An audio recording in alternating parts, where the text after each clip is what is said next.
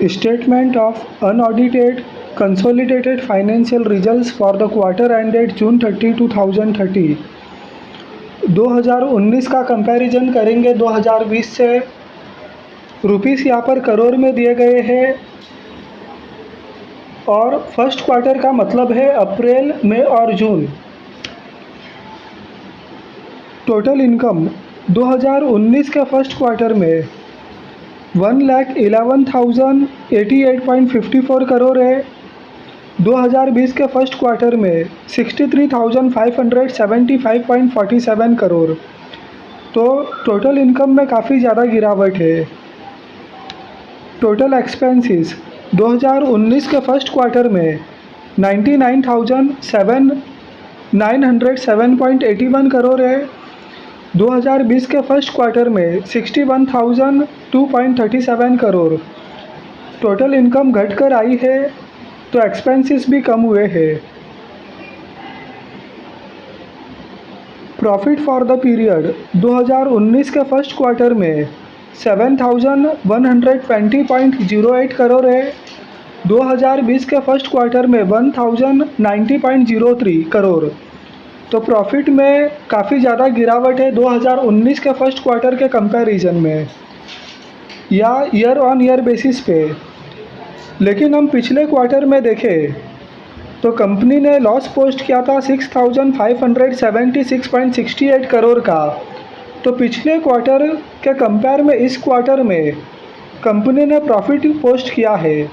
तो यहाँ per year on year basis पे काफ़ी ज़्यादा गिरावट है और क्वार्टर ऑन क्वार्टर बेसिस पे कंपनी ने अच्छा परफॉर्म किया है।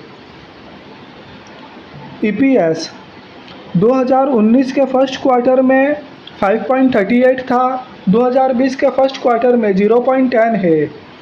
तो ईयर ऑन ईयर बेसिस पे ईपीएस गिर कर आया है।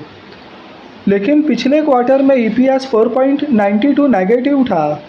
तो पिछले क्वार्टर के कंपेयर में इस क्वार्टर में ईपीएस में सुधार होते हुए दिख रहा है।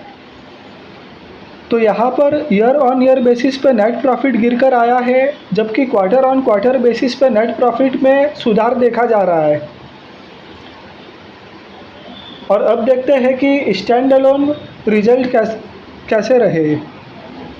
Statement of unaudited stand alone financial results for the quarter ended 30 June 2020। Total income 2019 के फर्स्ट क्वार्टर में 27,271.45 करोड़। 2020 के फर्स्ट क्वार्टर में 13,448.11 करोड़। तो टोटल इनकम में काफ़ी ज़्यादा गिरावट है।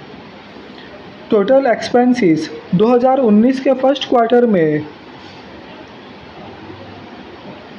18,156.96 करोड़। 2020 के फर्स्ट क्वार्टर में 12,544.60 करोड़।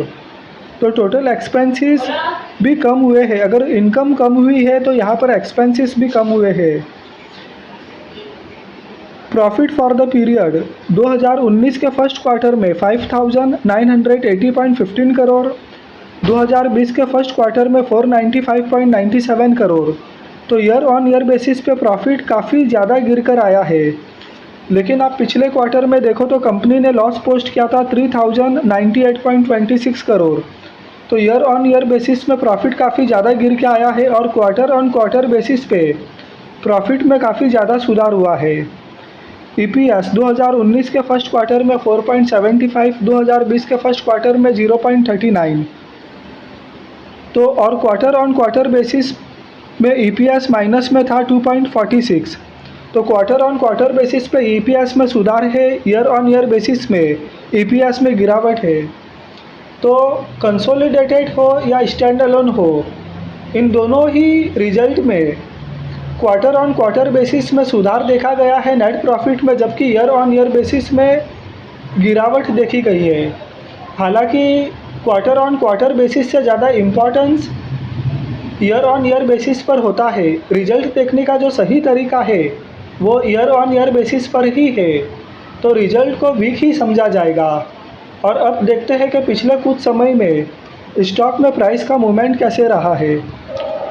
कुछ इम्पॉर्टेंट लेवल्स आइडेंटिफाइड किए गए हैं जनवरी 2018 में क्लोजिंग होता है 203.45 पैसे पर। जनवरी 2020 में स्टॉक 108.95 क्लोजिंग देता है। तो जनवरी 2018 के बाद में जनवरी 2020 आते आते स्टॉक काफ़ी गिर जाता है। जनवरी 2020 में 108.95 पर क्लोजिंग देने के बाद में मार्च 2020 में लो बनता है 50 रुपये का। तो स्टॉक काफ़ी नीचे जाके लो बनाता है। मार्च 2020 में 50 का लो बनने के बाद में आज 1 सितंबर 2020 में 79.35 पर क्लोजिंग होता है। तो 50 के लो बनने के बाद में स्टॉक रिकवर तो हुआ है, लेकिन स्टॉक अभी भी काफ़ी ऊपरी स्तर से गिरा हुआ है।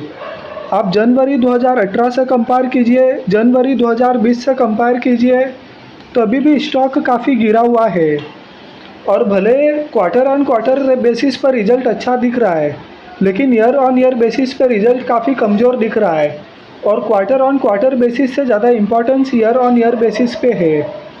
तो फ़िलहाल इस स्टॉक में कोई बाइंग अपॉर्चुनिटी तो दिखती नहीं है। फ़िलहाल इसमें वेट एंड वॉच करना चाहिए कि स्टॉक अगर और ऊपरी लेवल पर निकले और निकलने के बाद में स्टेबल रहे, तब इसमें बाई करने के लिए एक फर्दर एनालिसिस की जा सकती है। तो फ़िलहाल तो ये स्टॉक कमज़ोर ही लग रहा है, क्योंकि इसके फाइनेंशियल रिजल्ट भी वीक आए हैं और इसकी प्राइस एक्शन भी वीक नज़र आ रही है। तो अगर आपको वीडियो पसंद आया है, लाइक कीजिए, चैनल को सब्सक्राइब कीजिए। Thank you.